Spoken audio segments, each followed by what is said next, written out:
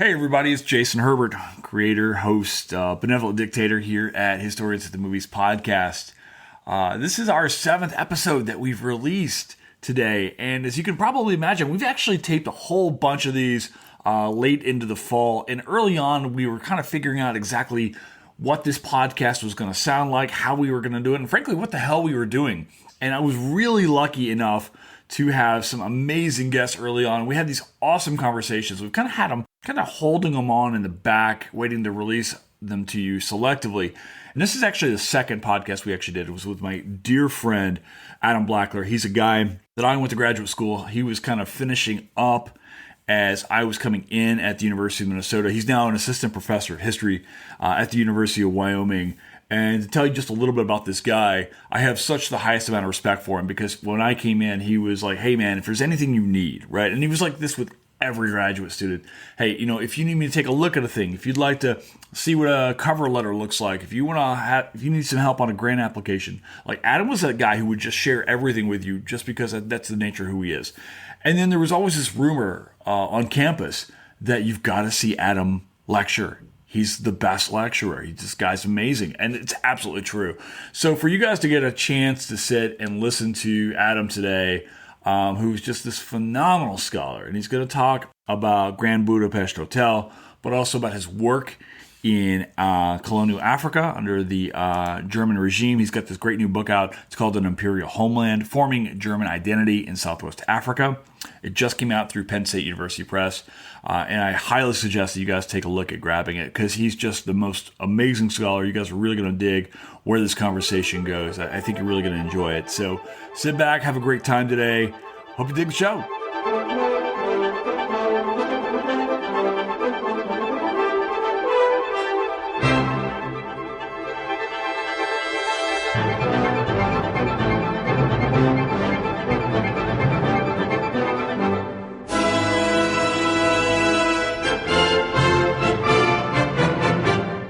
Tonight, we are talking with Adam Blackler from the University of Wyoming. Adam, who are you? Jason, it's great to be here. Dear friend and colleague, that's what I would, how I would start with that question. But I am, like yourself, a graduate from the University of Minnesota's PhD program in history. But currently, I'm an assistant professor of history at the University of Wyoming, and I couldn't be happier.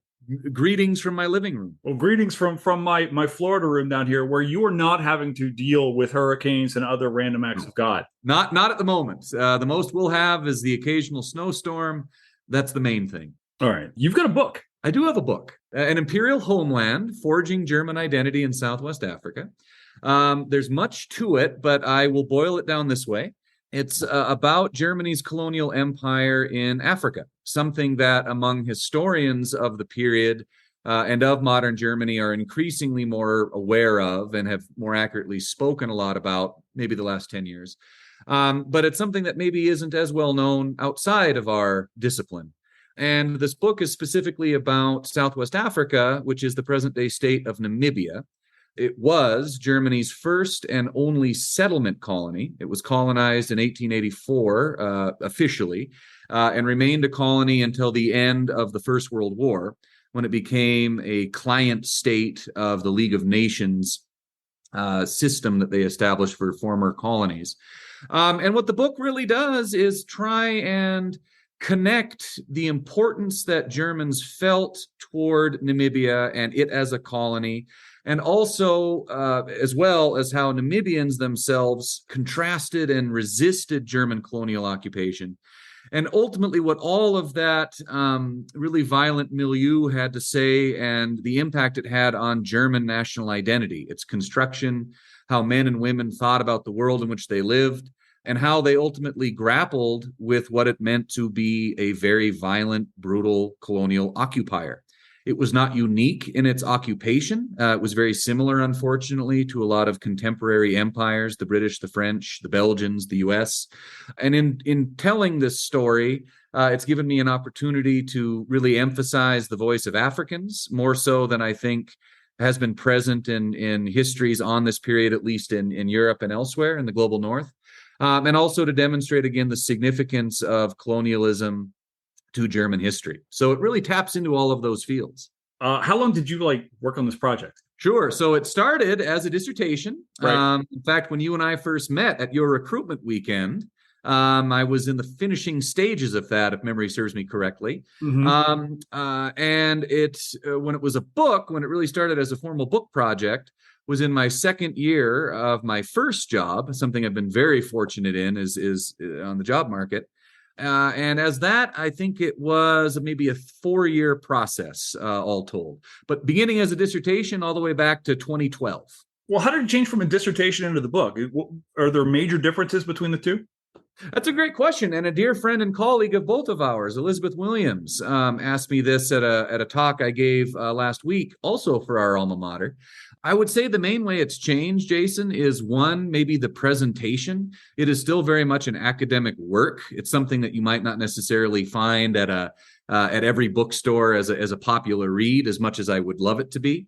And what I really mean by that is the historiography sections are there, the footnotes are there, I hope the deep-seated research and analysis are there.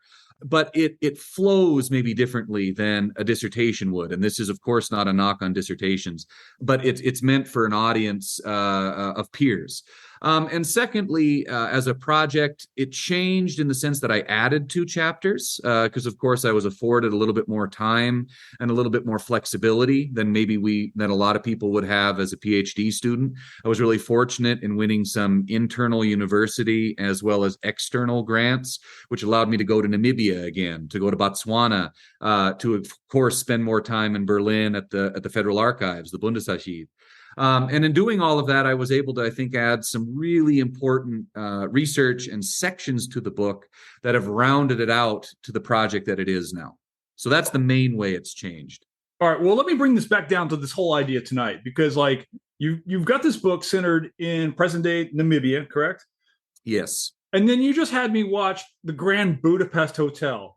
Yes. My first question is, why did you make me watch the Grand Budapest Hotel? And what the hell is the Grand Budapest Hotel? Because I sat there for, I don't know, 2 hours going, what did Adam make me watch? So why this movie? For people listening in, I always let people choose like whatever movie they want to listen to or watch.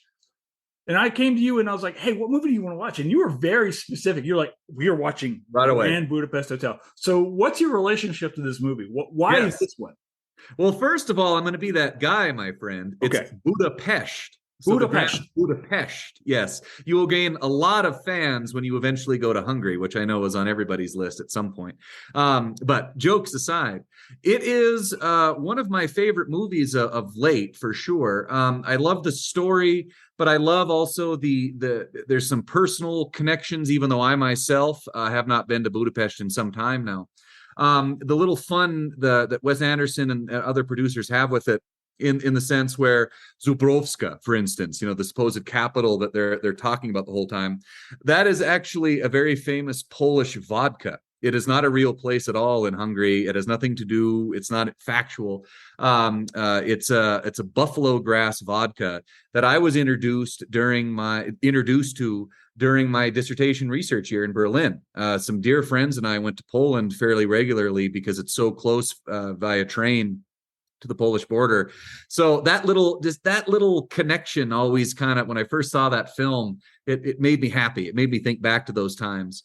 But secondly, though it is never explicitly said, there are some pretty deep connections and overtones, maybe not overtones, but foreshadowing to German history. It's pretty obvious the occupying forces they're talking about are relating to the Second World War or that kind of era. The story takes place in what is a fictional kingdom that is, of course, invaded. Meanwhile, the deep story is, of course, about individuals that have nothing to do with these big things happening around. But if you understand European history closely, you kind of get a sense of what's going on. And then maybe the last thing I'll say is just the emotional spin it takes you on. It's a comedy, to be sure, but there are some emotional turns that it puts the viewer through. And I think I really have appreciated the arc of the entire story and its presentation. So I hope you enjoyed it. I really did. I really did dig the movie, but for a while I'm watching it, one of the neat things about this film is like the first very striking thing is like the visuals of this film Yeah. are very much set, and I guess maybe an homage to European cinema in the 1970s, is my understanding. Very close up, almost boxy, so forth. So, the director, Wes Anderson, is really making a statement with it. This movie does not look like many films that you encounter. I kept feeling like this is a stage play. With how, or almost like one of those like those little plays you see with the puppets. Yeah. I agree. Yeah. That's what this movie felt like to me. Also, I agree. And I think that's kind of his approach. And certainly I am no film critic, but I do. I think Wes Anderson is very meticulous in his stagecraft and of course in his storytelling, but the presentation, and I think that's there. And I think as you say, kind of almost like it's a play. Each set is organized and set up so specifically. I just love it. I just love the quirkiness behind it, but the presentation, as you say, is just excellent. So you've got this interesting thing going on as far as like it's set up like a play. It's very quirky. Quirky is a great word for this, right?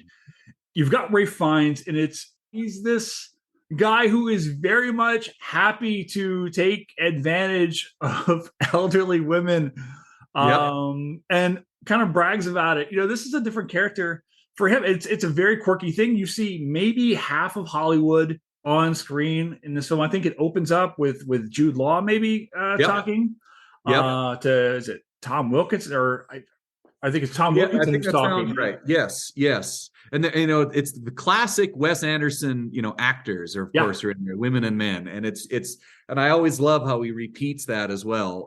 Bill Murray, of course, finds a way to get in there. It's just wonderful, But you're right. It kind of takes place in like three different settings as well, as you say, the older gentleman I should say the young woman that goes to his grave, the author's grave at the very beginning and at the very end. And then, of course, the actors that are talking, Jude Law, as you say, talking about his own life experience. And then, of course, most of the film with Fiennes and others. And it's so well done. The other thing I'll mention to you, one of the other reasons I love it, Jason, is it's filmed in this incredible, it's technically a German town, Görlitz. It's one of these towns right on the German-Polish border. And so quite literally you cross a bridge and you go into Poland. And it's one of the few cities in Germany that was not destroyed. And in fact, there are some remnant by the Second World War, I should clarify. But there are some remnants of East German architecture. But for the most part, it's a city that kind of looks like it did in the 17th century. And so they chose to film it there because much of what you're seeing, those streets and the buildings, are hundreds of years old. And when you walk through Görlitz, you feel like, oh yeah, I'm in this kingdom, and that's one of the other things that makes it such an enjoyable film for me as a lover of Germany, as perhaps my living room suggests. So let me ask you this then. So I mean, one of the big questions we always ask with the HATM audience on like Sunday nights when we're doing the live tweets and so forth is this a history movie? Came out in 2014. It's in a fictional place. Fictional country, fictional hotel, fictional people. Filmed in the old train station. Yeah. So is this a history movie at all? I would answer it yes. And I hope I didn't answer this earlier. I hope I'm not repetitive. But I think it's a history movie in this way. Certainly not in the way you and I and of course, many of the historians at the movie viewers would think of history. Analysis, telling a story, making an argument, the import of dates in some cases, etc. But it's not that. But I think if you understand it this way, it's trying to make a point. It's comedy. There's of course some satire, but it's ultimately telling the story of human beings, quirky as they may be, but the horrors of war. I mean, I think the deep depression that individuals go through, the survivors, it's of course one of the main characters in the film, not to ruin it for everybody, but is a victim of war even before the one that's featured in the film. He lost both of his parents, his entire family, and so he was a refugee. And he ends up in this fictional capital, this kingdom, Zubrovska, and suddenly has to make his way. And he never loses that this dangerous quality of the modern world of being stateless, and that affects him and some of the other main characters throughout the film. And I think in that respect, if you understand, of course, not just European history, but because this is taking place in Europe, the dangers of and the impact of war in the 20th century, you see that. And so I think you could call it a historical film in understanding the ramifications of modern warfare. Yeah, the one thing you just brought this up, the scene early on when you discover he's stateless. Mm-hmm. They're on the train, and he's informed you no longer have a state. The immediate thing that flashed into my head was the Tom Hanks film where he gets stuck in the airport. Yeah, as well. And there was like this. It was kind of weird because I'm watching this, and it's this very funny, kind of silly looking movie. It's very lighthearted. And then you have this weird moment where you're like, this is, I think it's one of the things that the film does so well. It just kind of interjects these little moments of like tension in the midst of the absurdity of the rest of the film, where they're looking around for this painting, or they're just on the run, or the shootout at the end, which is completely silly. And you've got ridiculous. Yeah. Edward Norton as like German. Yeah. You're right. And I do. And I think those powerful moments are one of the reasons this film resonates or can resonate with so many people. And so, I do. And I really appreciate that. And just like, the human emotion that it evokes at the end, where he's so, one of the main actors is so clearly focused on the memory of his wife, and losing her, and how he reflects on her. And I just think it really pulls at all of these elements that make us humans again. And so again, back to history. Not everything has to be historical just because of course, what you and I do. And yet I think it's there. I really do. Have you ever tried to like teach with this film at all? I have not had the chance yet, though I, of course, bring it up in my human rights course. Human Rights and Crimes Against Humanity is what it's entitled. And I do reference scenes from it just to, try and get to know students on of course, a professional level, but a social one in that capacity. Another one is The Lives of Others, and that is definitely a historical movie, which is something that I would have been more than happy to recommend as well, about the East German secret police, also fictional, but is real in every capacity possible. And so I definitely try and bring films in, but I haven't had a chance as much with this one yet, other than just referencing it.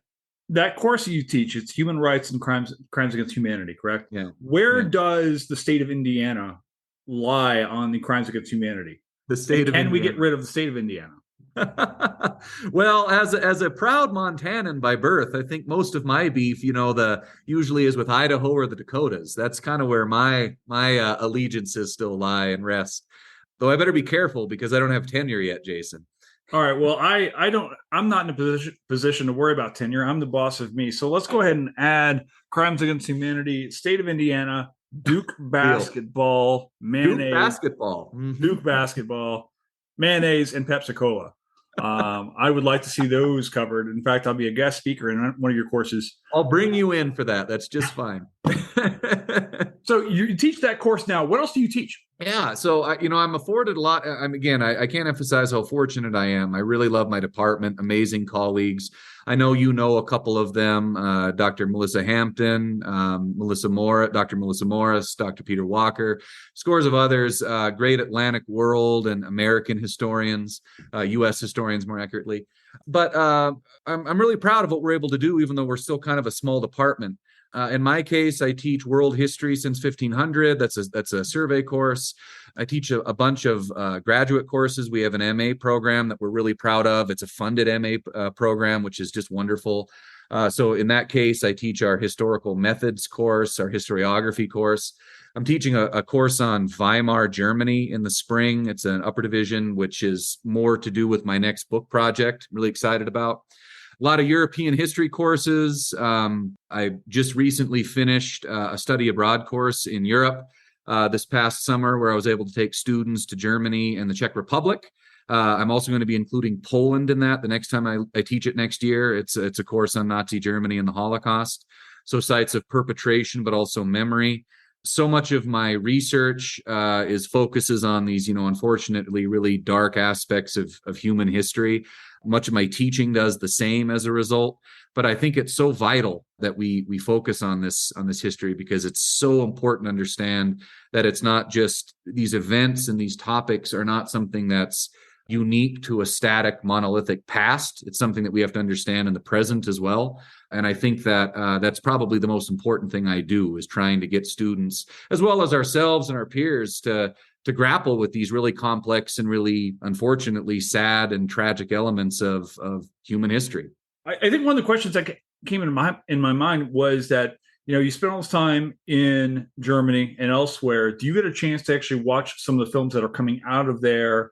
German films maybe that are reflecting on their own efforts, like during World War II. Is there a memory there, and how is it different? Do we see it portrayed differently, say, in Germany than, say, the United States? What role do German films have in telling the memory of, say, World War II? Yeah, it's a different narrative, but I think even more importantly, or not more importantly, maybe differently, it's the reception that I would say even people our age, the generations.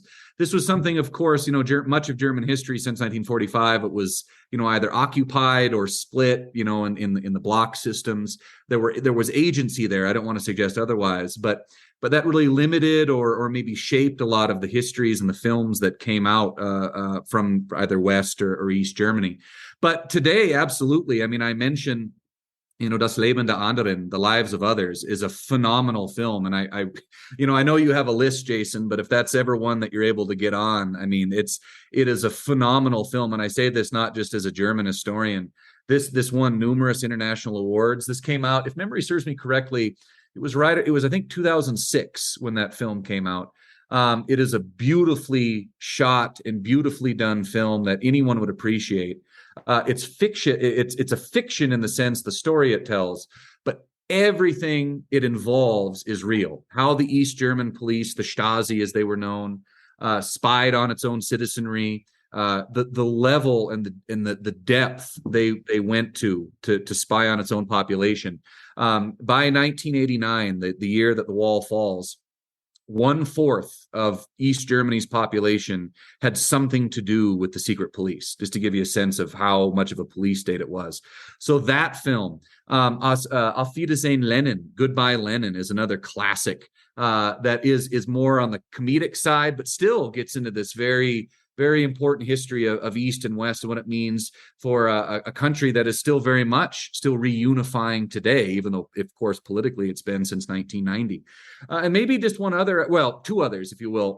The one that everyone knows out there because it's been memed to death or gift to death is Untergang, Der Untergang, Downfall, which, aside from the scene of Bruno Ganz, portraying Hitler that everyone has seen a million times, you want to talk about reception.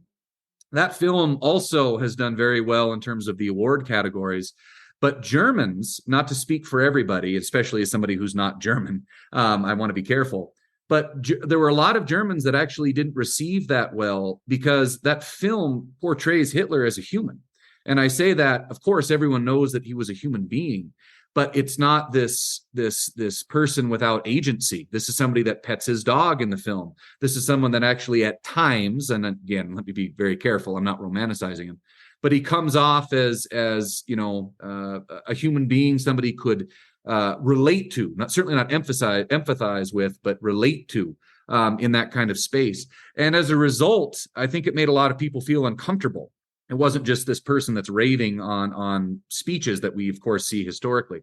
And then finally, Look Who's Back. It was a book that came out. It's again a novel that has since been redone by Netflix. It came out in 2016 that tells the story of Hitler coming back without any explanation. He wakes up where the bunker was. And about 80% of the film is filmed scripted. But 20% is filmed in the same genre as Borat. So you have this actor walking around places in Germany dressed up as Hitler, and they film how people react to him. And this is, I'll be very frank, a striking film, Jason, because a lot of the reactions are not what you'd expect. It's illegal for instance, to portray swastikas in Germany. It's illegal to give the so-called Hitler greeting.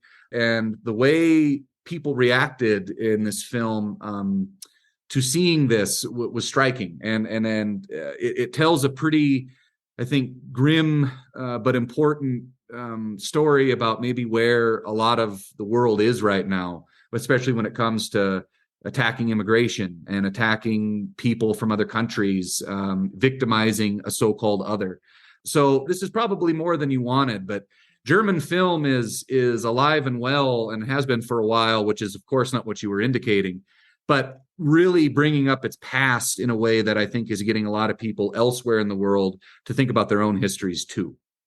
Are there films that you like that have been produced, say, Hollywood films that approach German history that you like to kind of talk about, or that you found that students really can relate to? I mean, when I think about the role of films as far as shaping public memory or shaping conceptions of places, so much of what we understand, I think, actually comes from popular media, whether it's novels or films and so forth. Do you find in your courses that you take when students are coming into your classes that they've have certain levels of expectations about, say, German history or colonialism or African history that have been shaped by films, good or bad? Yeah. I will be honest with you. I'm actually going to go back to the 1920s. Some of the films that I show in class, and admittedly, a lot of my students here at least aren't familiar with these until I bring them up. But then I've discovered they actually go and watch the whole thing when they're able to find them. A lot of the early silent films that came out during Weimar Germany, so 1919 to 1933, Babelsberg Studios was actually, it was a contemporary of Hollywood, and for a while really gave it a run for its money. And of course, then the Nazis ruin everything, as they do with everything else. It's part of the reason why we don't really hear about it as much as you'd expect. But some really path-breaking films came out from both from a technological standpoint, from the way they're filmed, from a storytelling standpoint. I'm thinking of, for instance, Metropolis came out in 1927. Really classic film. One might expect me to talk about that. Berlin is a great city. The Symphony of a Great City, as it was called. So it's a silent film in the sense that it's only a symphony that's playing in the back the whole time, musical pieces. But it's displaying what urban life is like over an entire day. And so really making the state and the city, more accurately, the city, the protagonist in the film. And I think that you see that it was really original, I think, when that first came up. Nosferatu. So you want to talk about Dracula? I mean, my gosh, incredible film, and it is actually rather scary. I mean, maybe not in the same way we would today think of a drama or a horror film. It lacks, maybe the blood and the gore, but the storytelling is no less striking. And I think that is something that students have resonated with. And then maybe the very last one I'll mention, and it's probably the one I'm the most excited to mention in this capacity. In 1919, what we would today refer to as a sexologist, he didn't have that name at the time, or that title at the time, but a man by the name of Magnus Hirschfeld, Dr. Magnus Hirschfeld, led something known as the Institute for Sexual Research. And you want to talk about being somebody ahead of his time. He was advocating for LGBTQ plus in ways that you would expect to hear today. As I say, very ahead of his time. And he came out with a series of films that tried to normalize homosexuality, as an example, among everybody. And one of the more famous films he came out with was entitled Different from the Others. He himself was an actor in it, a silent film, and was basically, as I say, trying to say how people were castigating, in this case, a gay man that was presented in the film as the protagonist, is somebody, he should not be treated as different. This is a normal element of what it means to be a human being, what it means to be, in this case, a man, could be a woman, could be anybody. And students, probably more than any other film, have talked about that, because they're amazed. They have been just shocked that these kinds of statements and these kind of arguments were made as early as 1919. Wow. Different from the Others is what it's called. Wow. You mentioned Nosferatu, right? There's Willem Dafoe was in a remake of this. I want to say it was like it was like a meta version of that, right? Where he was playing Nosferatu was actually a vampire, and this of course brings Yes. us all the way back to the Grand Budapest Hotel, Budapest. Yes. I'm getting there. When you chose this film, was it Wes Anderson style? Are you a Wes Anderson guy? What else about this movie, like, really, shows, brought you in as Yeah. far as not just the subject matter and so forth? Was there anything that it does for you that you think about as far as things that you love about this film? I think a lot of it, again, my friend, is I do love Wes Anderson. I love, the French Dispatch is a very recent film that just came out. Really liked that. Steve Zissou, of course. How can you ever pass that one up? I really like his work, and I absolutely do. But I have to admit, with this film, I think that there's just elements of it that connect to me on this personal level. Not to be repetitive again, but the both explicit and implicit connections to some elements of German history. The fact that it is filmed again in Görlitz, one of my favorite cities to go to. When I'm not talking about Berlin, and you could ask my students, you could ask anybody, when I'm not talking about Berlin, that's a rare thing.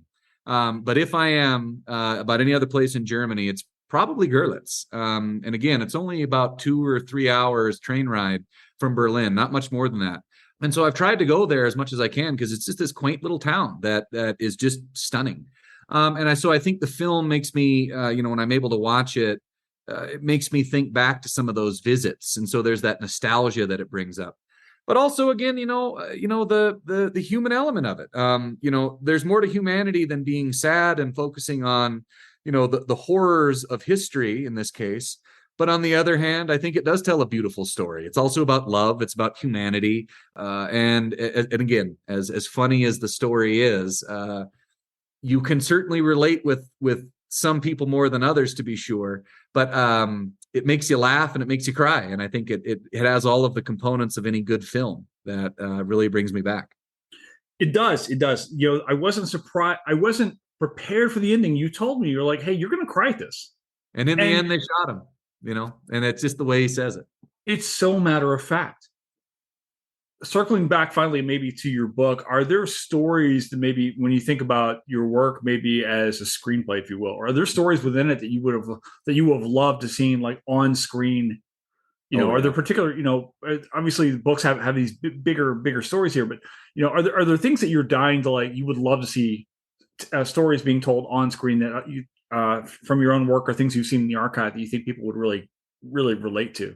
Absolutely. And I think, in all honesty, and not to be clumsy in any comparison, Jason, but I think of your work as well here. I'd be the first to admit this is a German history. This is a German history. It's a colonial history. But I have endeavored in this book to bring out the voices of Africans. This is not a monolithic population in the case of Namibia, and of course not any place. But they're not static. They were more than just victims in the face of colonial domination. That is present.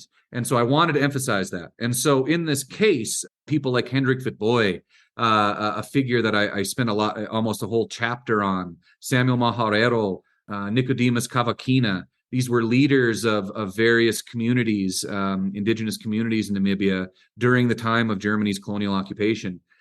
You could write a screenplay about any one of them, and I will apologize to anybody in Namibia or elsewhere that said, well, there is one. If there is, I don't know, and I apologize. But these are people that I think would be stories that would absolutely people would be receptive to. In the case of Witbooi, this was somebody that did not suffer German attempts of domination at all, was fluent in Afrikaans and in German, and so had an ability to both write these scathing letters to various colonial governors. One of them, a man by the name of Heinrich Ernst Goering, incidentally was the father of Hermann Goering, who was, of course, more well-known. So these unfortunate connections and coincidences in German history. But in spite of you'd think of this German colonial governor having all of this ability to dominate this space, he said, no, I'm not doing what you want. So these scathing letters, he was a very skillful military commander. He was somebody that knew how to interact diplomatically with the British and various administrators in the Cape Colony. And so in that capacity, I think it would make for an incredible story. an incredible film. And like I said, there are so many others that I really think that you could focus on. And I always love it when, in this case, the villains. And I'm a lover of Germany, but there is no question here the the inherent violence of colonialism is something that needs to be depicted. And I think that focusing on I will say agency in this case of Africans in this history and in this potential film would really do that. I guess maybe the last question I've got for you is, where can people find you online? Sure, they can find me online. The University of Minnesota. I'm sorry, I saw the Minnesota shirt. The University of Wyoming website, of course, Department of History. But I have a Twitter handle. That's the main one, I think, where I'm a little more active, at least from the social media standpoint. And then I suppose the Penn State University Press would be remiss if I didn't mention that's where you could find my book and also a profile of me as well. So those three sites, I would say, Jason. What is that Twitter handle? Oh, you know what, Jason? I have to admit, I have to look it up here. It's been a while since I have looked up the handle itself. I should have been prepared. It is Adam _Blackler WY. Adam, I am just happy to see you just because you and I are friends. You were one of the first people I met when I got up to Minnesota. I am so happy we were able to maintain this friendship despite the fact that we're so far away. You're up in Wyoming. I'm down here in Florida, and I am thrilled. I'm so excited for you. I'm so excited for this book. I'm so excited actually, most of all, for your students who get to sit in front of an absolute rock star. For those folks who have never met you, I can tell you that when I arrived in Minnesota, people were like, "Oh my God, this dude Adam, you got to see him in class. Dude is amazing." So I am all kinds of jealous of the students that are going to be able to sit in front of you, not just now, but in the future, because they're in for a treat, man. So the same is true for you, my friend. Well, I'm blushing over here. So I'll tell you what, we'll call it a night. So all right. Thanks all.